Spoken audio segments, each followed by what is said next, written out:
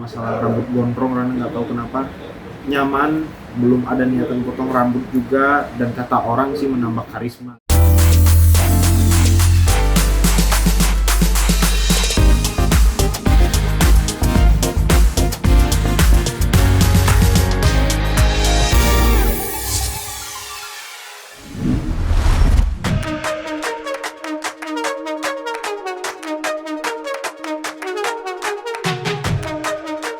Muda, tampan, dan berbakat, itulah sosok Randa Lida yang merupakan juara DA Asia. Tidak hanya terkenal suara yang bagus dan pandai bermain piano, Randa juga terkenal dengan karisma rambut gondrongnya. Randa mengaku bahwa terinspirasi rambut gondrong dari sang kakak laki-laki. Merasa nyaman dengan rambut gondrongnya, Randa belum ada berniat potong rambut.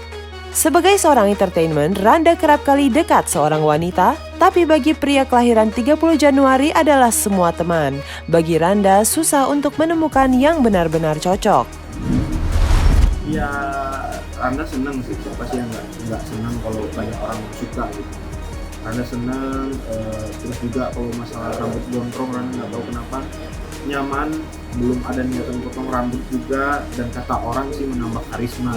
Anaknya gitu. Tapi kalau Randa sih mungkin karena Randa seneng kali, kalau kita happy kan aura yang ditimbulkan keluar juga bagus gitu. Mungkin karena rambutnya gondrong, karena Randa pengen aja. Karena Randa pengen, terus mungkin dulu ngelihat dulu kan yang duluan gondrong itu abangnya Randa. Abangnya Randa itu dia dulu kuliahnya jurusan seni musik di salah satu universitas di Padang. Jadi waktu itu abang pas kuliah dia gondrong. Mungkin waktu itu Randa ngeliat kan, udahlah gondrong gitu. Nah nyobain. Sekarang abang udah jadi guru, rambutnya pendek. Sekarang Randa yang gondrong. Bang emang nggak kangen gitu? Suka digodain, kangen banget tapi udah nggak bisa. Gondrong kayaknya manjanginnya setahun. Tapi kalau untuk gondrong kayak gini kayaknya udah 2 tahun.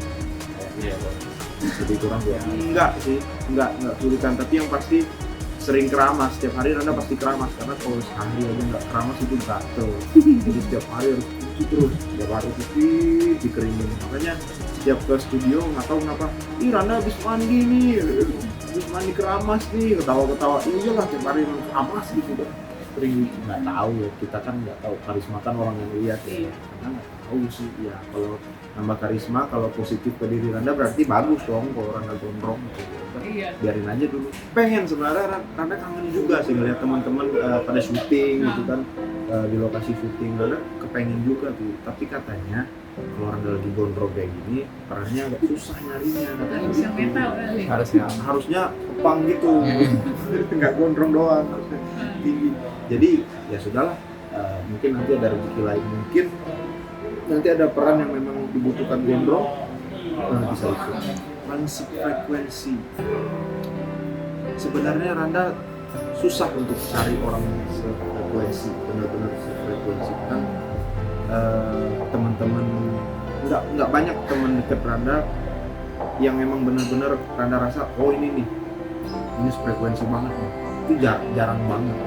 Tapi kalau untuk kerja, kalau dunia pertemanan, kerjaan, mereka semua yang di lingkungan Randa sih cocok semua.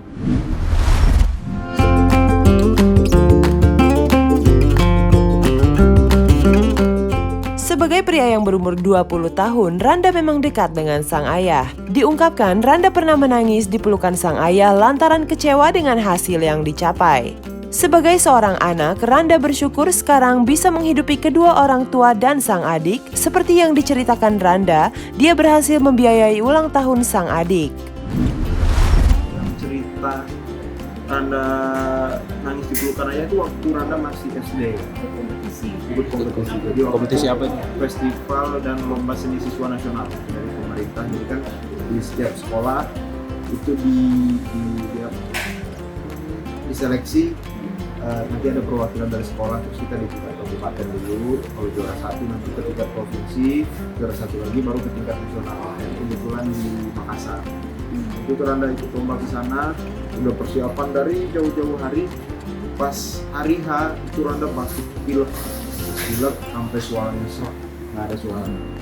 Itu hari H banget, seharusnya kan suara kita harus benar-benar fit, harus kondisi tubuh juga prima supaya bisa tampil baik. Dan ternyata pada hari H suaranya hilang kayak kodok. Pas Randa nyanyi itu diketawain sama guru-guru yang lain, diketawain sama penonton tuh. Itu yang namanya juga anak kecil kan, itu langsung kecewa banget. Akhirnya langsung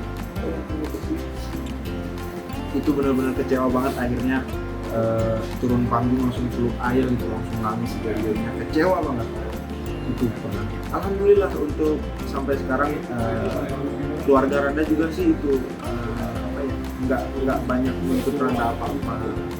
Kadang-kadang lagi ada perlu sesuatu juga, keluarga tuh nggak ngomong sampai Randa bilang ya ngomong lah kalau ada apa-apa, kalau butuh sesuatu Randa kan sedikit banyak bisa bantu, kalau Randa bisa bantu Randa bisa bantu. Tapi alhamdulillah sih setiap ada kebutuhan apa Randa bisa bantu. Setiap mungkin kayak terakhir kemarin ada acara ulang tahun adek sampai keponakan, Randa juga bisa bantu dari sini gitu. Terus kalau pulang alhamdulillah bisa ngajak ibu belanja sedikit-sedikit itu udah Randa merasa senang banget. Akhirnya Randa juga bisa sedikit ngasih sedikit rasa ke orang tua. Randa udah bisa nih bu, yuk belanja yuk. Randa udah senang walaupun semuanya nggak bakal terbalas kan ya pengen lah melihat teman-teman yang lain pencapaiannya udah luar biasa. Terus ini bisa ngelakuin ini bisa punya ini segala macam. Karena ngeliat itu sebagai motivasi gitu. Oh mereka bisa dan Anda juga harus bisa, dan jalannya pun nggak harus sama dengan mereka, dan timingnya pun karena rasa setiap orang bakal beda-beda. Jadi Anda lebih menikmati prosesnya, lebih menikmati setiap apa yang detail setiap hari, dan menikmatin semuanya karena nggak ada yang instan. Kedepan Randa nggak sekedar sekedar menjadi penyanyi, sekedar menjadi entertainer. Randa juga punya keinginan untuk memproduksi sendiri. Produksi sendiri maksudnya Randa mulai dari kecil aja dulu, kayak misalnya Randa punya karya, Randa pengen jadi ini tuh semua, Randa pengen jadi ini tuh sebuah karya yang utuh dengan tangan Randa sendiri gitu. Mulai dari musik, konsep segala macam, Randa pengen belajar untuk melakukan hal itu. Mungkin kedepannya nanti Randa mungkin punya jadi produser mungkin, dan sebagainya. Nggak hanya menjadi pelakunya tapi juga jadi orang yang memproduksi itu.